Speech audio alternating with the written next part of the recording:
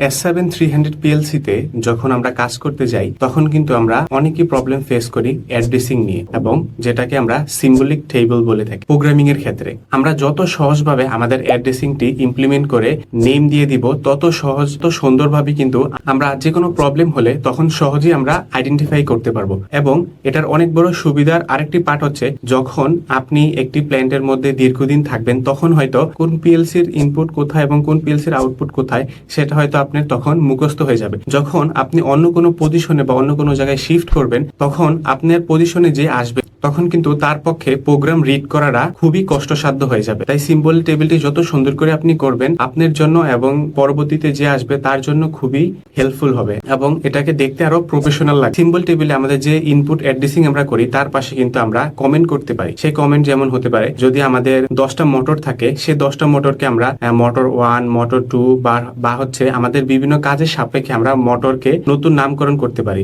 Like dryer motor, washing machine motor, এরকম ধরনের বিভিন্ন নাম দিয়ে কিন্তু আমরা ক্যাটাগরাইজ করতে পারি।